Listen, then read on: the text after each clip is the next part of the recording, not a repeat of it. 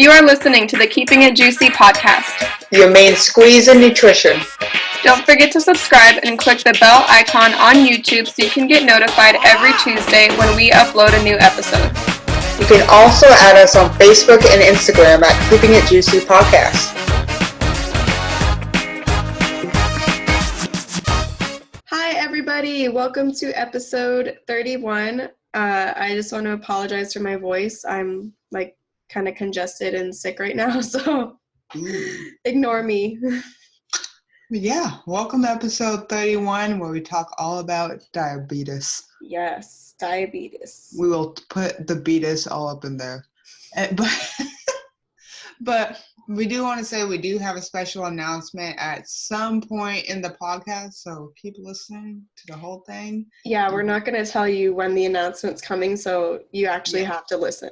Yeah, you won't regret it though. Fun stuff. But let's get into the new nutrition in the news. So I kind of stumbled upon this study. It basically is stating that exposure to blue light, and blue light is what our devices emit, and that's the nanometers and the color that our eyes perceive it as, and like photoreceptors and all that, it appears blue to us. So basically just 1 hour of blue light exposure at night raises blood sugar levels and increases sugar consumption. And this study was done in male rats, so not humans, but, you know, they're doing research on it. And this study was in Amsterdam, and it was actually presented at the conference in the Society of the Study of Ingestive Behavior. So I had no idea there was like a whole conference or society dedicated to the study of ingestive behavior, but that sounds cool. I think I'd like to go to that. It's called the SSIB. But there's been, talk about how blue light keeps us awake and messes with our melatonin cycles, which not surprising that it increases sugar consumption or something to do with insulin in rats. So we'll see where the research goes in humans, but and that's I thought it was just cool the fact that they just pinpointing to blue light specifically versus just screen light, which for the past couple of weeks I've had a blue light kind of like screen over my phone anyways. So I feel like that's plus limited exposure to blue light is supposed to limit like headaches and stuff like that. Supposed to. But supposedly, I know when I had my Samsung Galaxy S8, there was actually a feature where you could turn the blue light off, and I kept it off all the time, and everyone was like, why does your phone look yellow? And I'm like, I just turned the blue light off. Like, this is what light actually looks like. Of course, the blue light makes photos look better and just things like that, but unfortunately, iPhone doesn't have that feature now, so we've got blue light. But they do have those screen protectors, like you mentioned. There's also glasses that I've even heard of some companies giving all of their employees to help with blue light. So I have one of those, actually. Do you? It happened to come with one of my subscription boxes, and I use it at work since I'm on the screen a lot of the times. Yeah, especially if you're not, like, balancing like fluorescent lights and blue lights from screens with like actual natural light. I could definitely see how it would become a problem. Like I remember when I was working retail and like we were in fluorescent lights all the time and screens from the registers, like you get off at 11 o'clock or midnight, you can't sleep because you've been in like bright ass light for the past 6 to 8 hours. So very interesting. So I was just going to say the study also says that because of the sugar consumption, they're theorizing that blue light exposure prior to bed can lead to obesity. Not to pinpoint that is the sole cause of obesity, but it can be a contributing factor. So we'll see. Anything and everything, man. Yeah. With that being said, we are going to start talking about the bulk of the episode, which is diabetes. So first off, well, what is it? Well, before we even go into that, we gotta let you know there are two types. Two, not one, but two. So actually three. We didn't talk about the third, gestational. Oh yes. We'll probably have to cover that in another episode when we talk about more mother and like pregnancy and stuff like that. Right. But we're not talking about gestational diabetes today, because that's more of like a transient condition, like it comes and goes. Right. It's not permanent, so just like pregnancy. Not supposed to be. Yeah, exactly. It could be. Right. But we're just talking about type 1 and type 2 today. Right. So the first type, which we'll get into, is actually more of a minority because most of the United States does have a lot of type 2 diabetics. That's just, it's America. been Texas-sized. But so contrary to popular belief, type 1 diabetes is not a childhood disease. It occurs at every age in people of every race and every shape and size.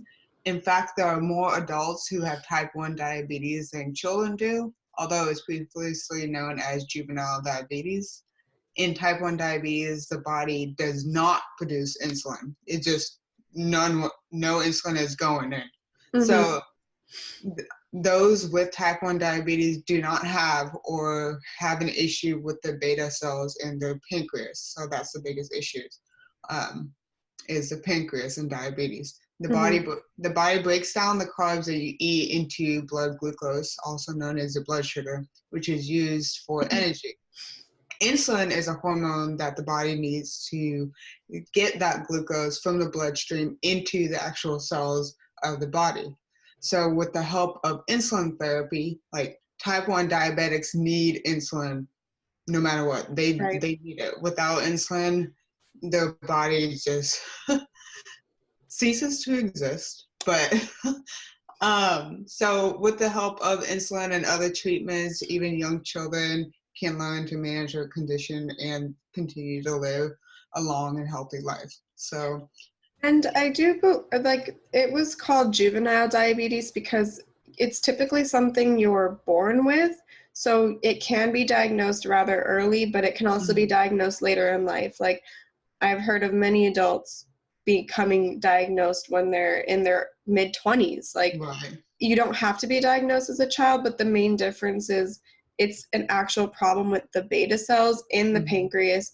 And I believe they even have, it used to be like you prick your finger, you get your blood sugar, you measure out how much insulin you need. But now they actually have like external pancreas that monitor it constantly and produce insulin as your pancreas would. So it's gotten a lot better for those with type 1 diabetes, but it's still it's something it's lifelong. You're always gonna need insulin on you, and if you don't have insulin, so a lot of patients can experience that weight loss. Which I am gonna point out a case in which a patient did intentionally not use insulin for the purpose of trying to lose weight, which is very dangerous. Yeah, I've heard of that too. Like, because some people are desperate to achieve a certain weight, and manipulating your insulin intake can definitely have that effect. Yeah. So don't do that. Do not do that. Insulin that you need. Right. So now we're just going to move on to type 2, and this is also known as adult onset, but this is also changing. The youngest diagnosed case with type 2 diabetes is a child who was 3 years old, and they were from Texas. So, I'm not originally from here, so don't put anything on me. Nope, but they're from Texas, and that was a 3-year-old, and they had type 2 diabetes. So actually 1 in 10 Americans are type 2 diabetic, and this is more so a problem with the body utilizing glucose, and the body becomes insulin resistant. So this is a completely different pathway and issue than type 1. It is a similar effect, but it's a totally different like way that it's happening. So as we mentioned, it's insulin's job to get glucose into the cells, but those who are insulin resistant, this doesn't happen, and glucose just kind of sits around in the bloodstream, and it leads to just hanging out there, and it leads to an increase in blood glucose or blood sugar. And Right. long periods of time with increased blood sugar can be really, really bad. Really. So with that being said, we're going to lead into our announcement. And we just want to say thank you because we finally hit 1,000 followers on Instagram. So that calls for a giveaway. And we all love giveaways. And I think this one's a pretty good one. It's going to be a $50 Amazon gift card. So buy whatever the heck you want. I know I buy something on Amazon like literally every other day. So that's not good, man. I know, it's bad, but that Prime though. So the winner will be announced in our next episode, so episode 32. So the rules for this giveaway is you must subscribe on YouTube and leave a comment on this particular video. This one. This one. Just this one. Not the next one, not the one before this one. This is the only place we're going to check. So, I mean, you can on the other ones, but we're not going to look at that. But please leave a comment beneath in this video with how to reach you, preferably your Instagram handle or even Twitter. Is fine, I suppose, but we don't have a Twitter, but we'll make one if the winner had one to contact you. But preferably an Instagram handle. So this giveaway will be open until this coming Saturday, so that will be July 20th, and it will close at midnight Eastern Time, 11 p.m. Central Time, and then 10 p.m. Pacific Time. So with that being said, now you guys know about the giveaway. So please comment below. And with that being said, let's go in and dive into the rest of the episode. Yes. So now we're going to get into why this is such a big deal and some of the complications that come along with it. So like I mentioned, if blood sugar stays too high, serious things can happen. It can also too low as well. Mm-hmm. So like, just think about it.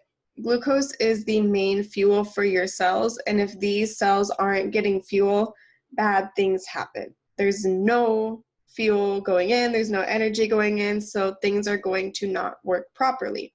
Mm-hmm. So low blood sugar can lead to shakiness, feeling nervous or anxious, and then sweating, chills, and like clamminess, irritability or impatience, confusion, fast heartbeat, dizziness, lightheadedness, hunger, and most importantly, coma.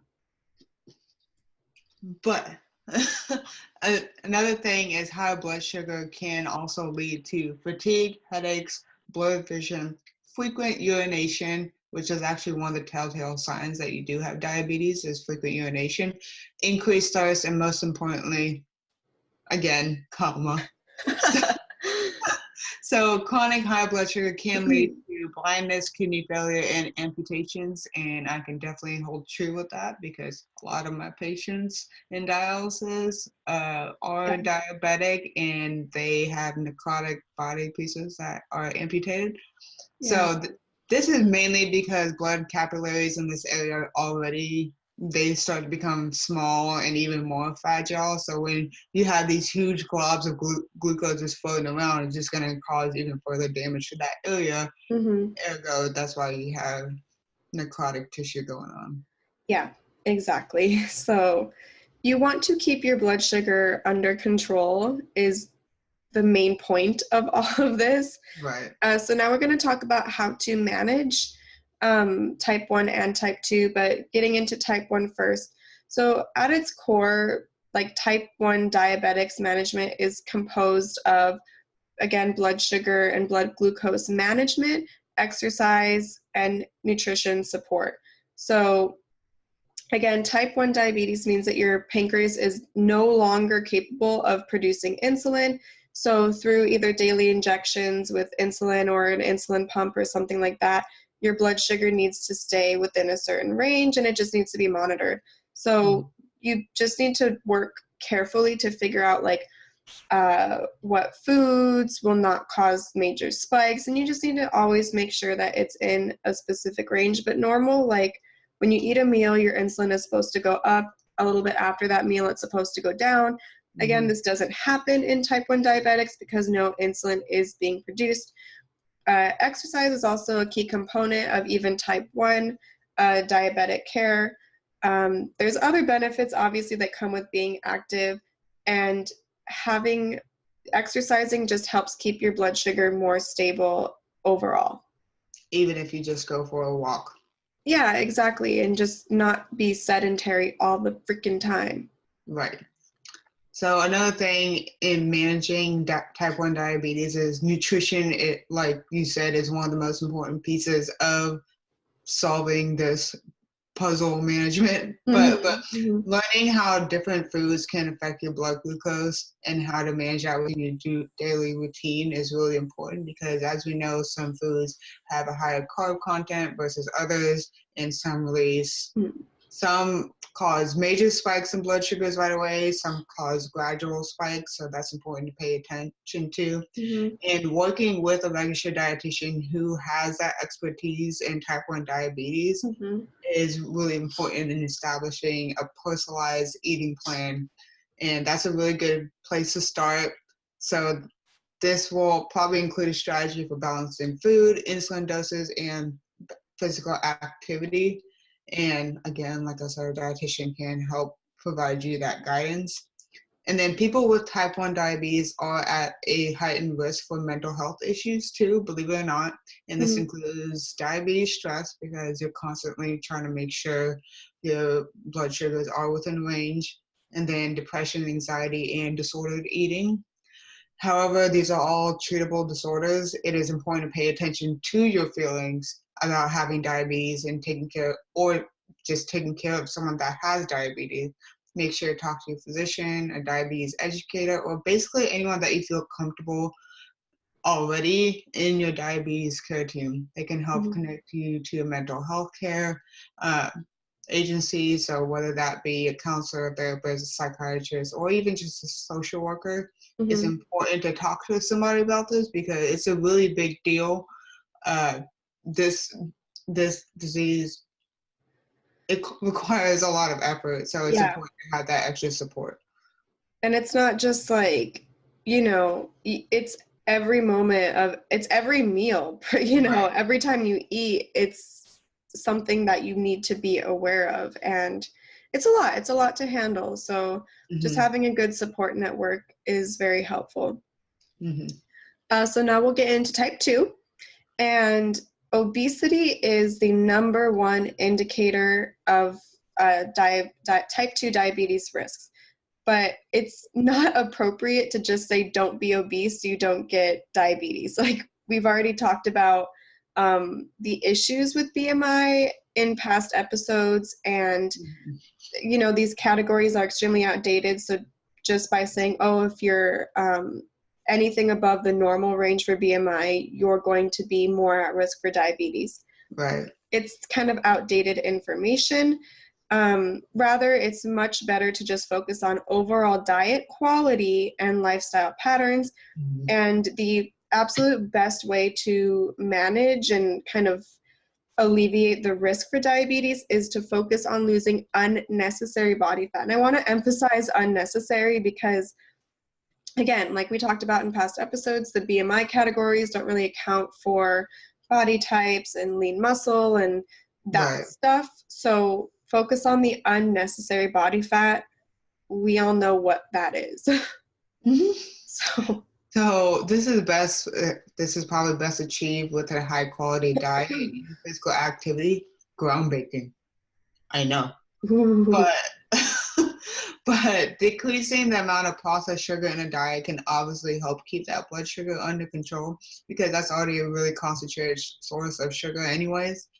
And physical activity can increase insulin sensitivity, which is awesome for type 2 diabetic. Like I said, go for that extra walk.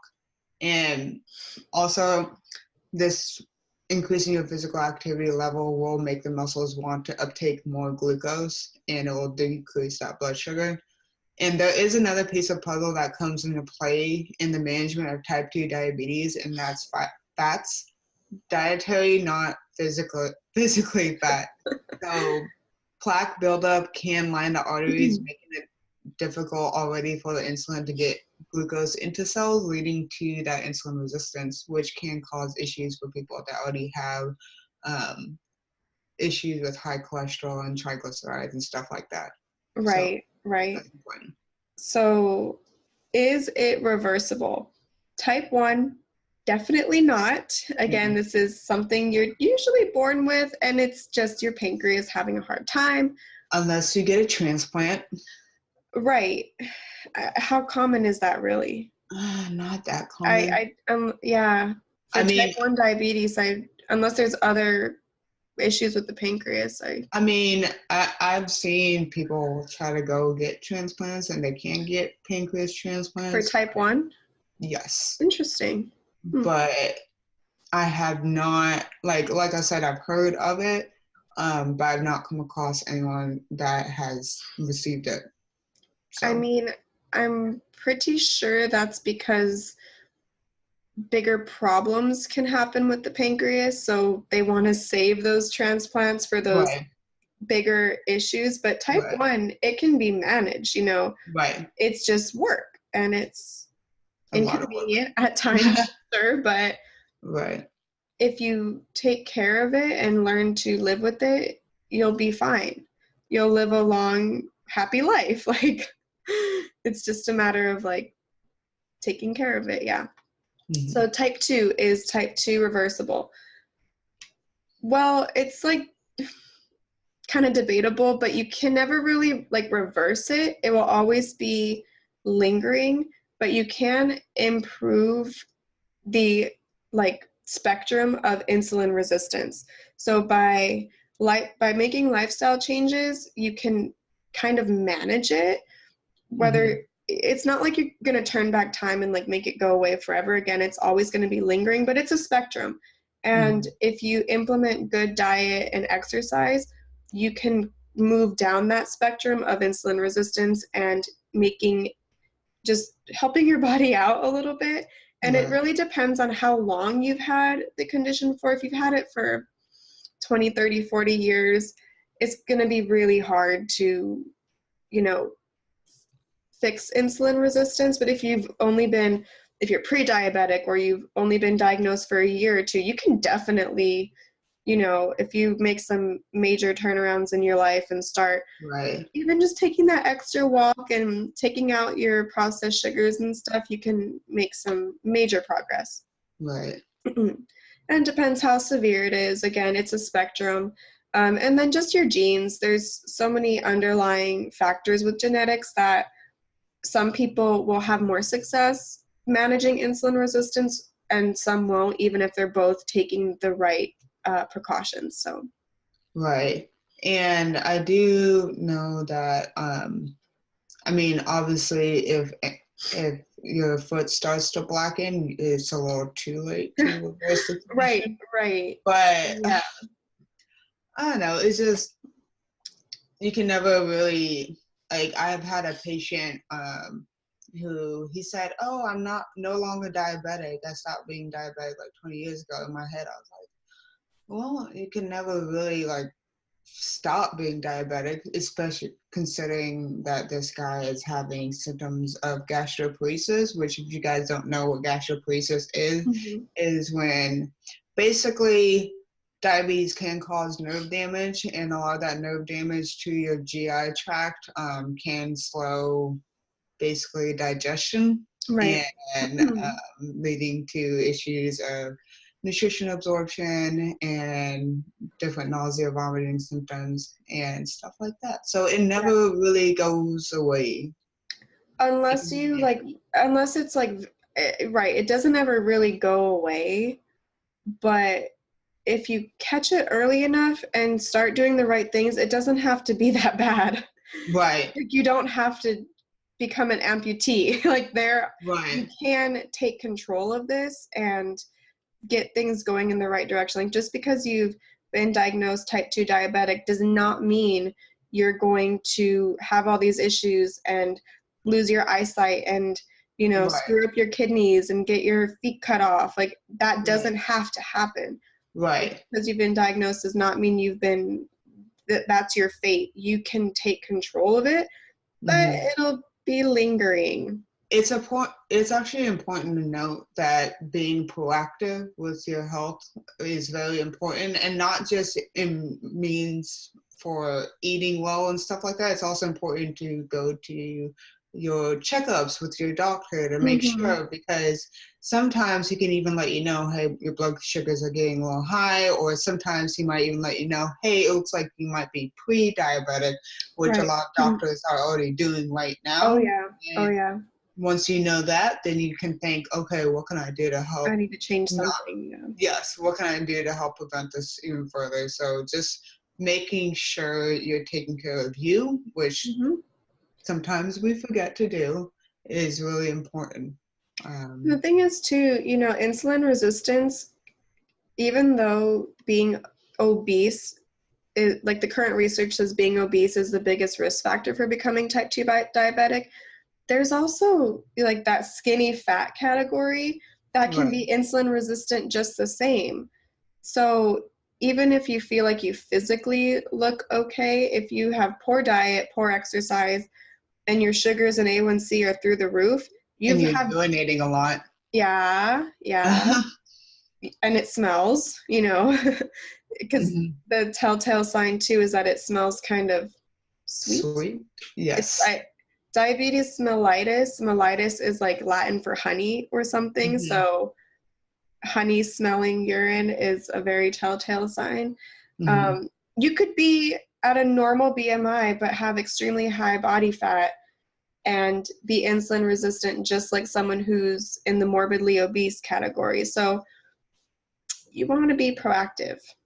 Very important. And honestly, if you're listening to this podcast, you probably have a general idea of what you need to do or what to look for anyways. Yeah. Sometimes it is easier than you think it is, but actually most of the time it is. Yes, most of the time it is, but actually implementing these lifestyle changes and everything else is honestly going to be on you guys and us, as a matter of fact. Right. Make sure we're together. Yeah. There's times where like I get in these funks of like eating like garbage for a couple of days, maybe a week, or not exercising, and I need to, head check myself too, because it's not, 1 or 2 days. It's, a constant thing that choices every day. Yeah. Right. But we do want to give a social media shout out today to the Vegeful Spirit. So those food pics though are like amazing. So she is an RD to be, and I believe she's graduated from Virginia Tech. So thank you so much for listening. We see y'all out there. We definitely see keeping an eye out. Yeah, so that concludes our episode for today. And again, we mentioned an announcement earlier. So if you missed it, that means you were skipping through. So go back and listen to the episode. What bars? That means you skipped it. So we're not going to tell you what it is at the end. So go back and listen. We said that in the beginning. But yeah, thank you guys so much for listening, and we'll catch you in the next one. Bye, guys. Bye. Thanks for listening to the Keeping It Juicy podcast. Your main squeeze in nutrition. Don't forget to subscribe so you can join us every Tuesday for a brand new episode. Also, you can find us on Instagram and Facebook at Keeping It Juicy Podcast. We'd love to hear from you, so please leave us a review. 5 stars, no less. On whatever platform you're listening to, or send us an email at keepingitjuicypodcast@gmail.com. Or if you have any topics you'd like for us to touch upon, shoot us an email. Until next time, don't do anything that I wouldn't do. No! Get away!